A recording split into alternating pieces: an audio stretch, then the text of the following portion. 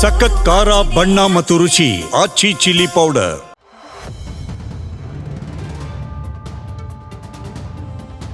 ಕರ್ನಾಟಕ ಸರ್ಕಾರ ಜಾರಿಗೆ ತಂದ ಅಬಕಾರಿ ಸುಂಕದ ಏರಿಕೆ ಹಾಗೂ ಇತರ ಕಾರಣಗಳಿಂದ ಈ ವರ್ಷ ಬಿಯರ್ ಮಾರಾಟದಲ್ಲಿ ಕುಸಿತ ಕಂಡಿದೆ. ಅದರಲ್ಲೂ ಏಪ್ರಿಲ್ ಸೆಪ್ಟೆಂಬರ್ವರೆಗೆ ಬಿಯರ್ ಸೇಲ್ನಲ್ಲಿ ಗಮನಾರ್ಹ ಇಳಿಕೆಯಾಗಿದೆ. ಸುಂಕ ಹೇರಿಕೆಯಿಂದ ಸರ್ಕಾರಕ್ಕೆ ಆದಾಯ ಹೆಚ್ಚಾಗಿದೆ. ಈ ಮಾರಾಟ ಇಳಿಕೆಗೆ ನಿಖರವಾದ ಕಾರಣಗಳನ್ನು ಅಬಕಾರಿ ಸಚಿವರೇ ತಿಳಿಸಿದ್ದಾರೆ. ಕರ್ನಾಟಕ ರಾಜ್ಯದಲ್ಲಿ ಈ ಬಾರಿ ಬಿಯರ್ ಮಾರಾಟ ಗಣನೀಯ ಕುಸಿತ ಕಂಡಿದೆ ಅಂತ ಅಬಕಾರಿ ಸಚಿವ ಆರ್.ಬಿ. ತಿಮ್ಮಾಪುರ್ ಅವರು ಮಾಹಿತಿ ಹಂಚಿಕೊಂಡಿದ್ದಾರೆ. ಕಳೆದ ವರ್ಷದ 2024ರ ಇದೇ ಅವಧಿಗೆ ಹೋಲಿಕೆ ಮಾಡಿದ್ರೆ ಬಿಯರ್ ಮಾರಾಟದಲ್ಲಿ 2025ರಲ್ಲಿ 19.55% ನಕಾರಾತ್ಮಕ ಬೆಳವಣಿಗೆಯಾಗಿದೆ.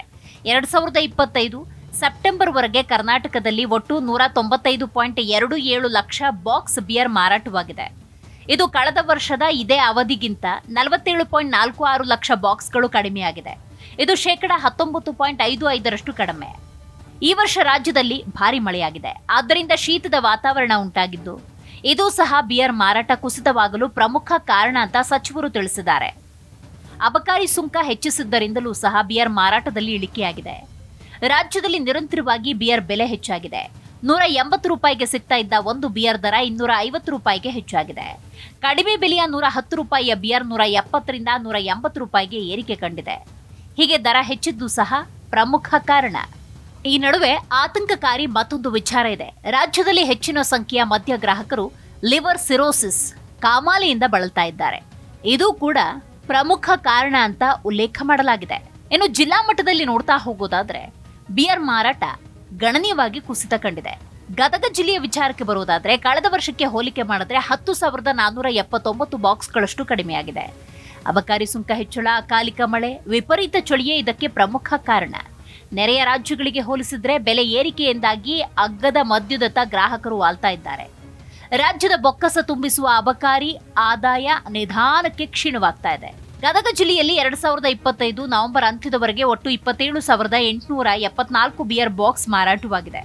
ಆದರೆ ಕಳೆದ ವರ್ಷ ಇದೇ ಅವಧಿಗೆ ಹೋಲಿಕೆ ಮಾಡಿದ್ರೆ 10,479 ಬಾಕ್ಸ್ ಬಿಯರ್ ಮಾರಾಟ ಕಡಿಮೆಯಾಗಿದೆ. ರಾಜ್ಯ ಸರ್ಕಾರಕ್ಕೆ ಬರುವ ಆದಾಯದಲ್ಲಿ ಅಬಕಾರಿ ಇಲಾಖೆ ಸಿಂಹಪಾಲನ ಹೊಂದಿದ್ದು ಇದು ಅಕ್ಷಯ ಪಾತ್ರೆ ಇದ್ದ ಹಾಗೆ.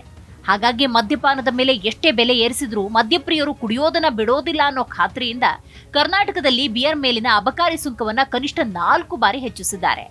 ಮುಖ್ಯವಾಗಿ 2023ರ ಜುಲೈ, 2025ರ ಜನವರಿ, ಏಪ್ರಿಲ್, ಮೇ ತಿಂಗಳಿನಲ್ಲಿ ಸುಂಕ ಹೆಚ್ಚಿಸಲಾಗಿದೆ. ಇದು ಸಹ ಮದ್ಯ ಮಾರಾಟ ಇಳಿಕೆಗೆ ಕಾರಣ. ಜೊತೆಗೆ ಈ ಬಾರಿ ನವೆಂಬರ್ ಅಂತ್ಯದವರೆಗೂ ಅಕಾಲಿಕ ಮಳೆ ಕಾಡಿದ್ದು ವಿಪರೀತ ಚಳಿ ಆರಂಭವಾಗಿದ್ದು ಬಿಯರ್ ಮಾರಾಟ ಕಡಿಮೆಯಾಗಲು ಕಾರಣ. ಸದ್ಯ ರಾಜ್ಯದಲ್ಲಿನ ಬಿಯರ್ ಬೆಲೆ ನೆರೆಯ ರಾಜ್ಯಗಳಿಗೆ ಹೋಲಿಕೆ ಮಾಡಿದ್ರೆ ಸಾಕಷ್ಟು ದುಬಾರಿ. ಅಬಕಾರಿ ಸುಂಕದ ಎಫೆಕ್ಟ್ನಿಂದಾಗಿ ಕಳ್ಳ ಮಾರ್ಗದಿಂದ ಅಗ್ಗದ ದರದ ಮದ್ಯವನ್ನ ಗೋವಾ, ಮಹಾರಾಷ್ಟ್ರ ರಾಜ್ಯಗಳಿಂದ ತಂದು ಇಲ್ಲಿ ಮಾರಾಟ ಮಾಡ್ತಿರುವ ಕಡೆಗೆ ಮದ್ಯಪ್ರಿಯರು ಮೊರೆ ಹೋಗಿದ್ದು ಇದರಿಂದ ರಾಜ್ಯದ ಬೊಕ್ಕಸಕ್ಕೆ ಚಳಿ ಬಿಟ್ಟಂತಾಗಿದೆ.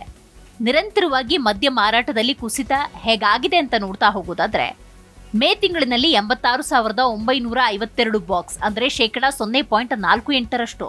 ಜೂನ್ ತಿಂಗಳಿನಲ್ಲಿ 71,926 ಬಾಕ್ಸ್ ಅಂದರೆ 9.45%.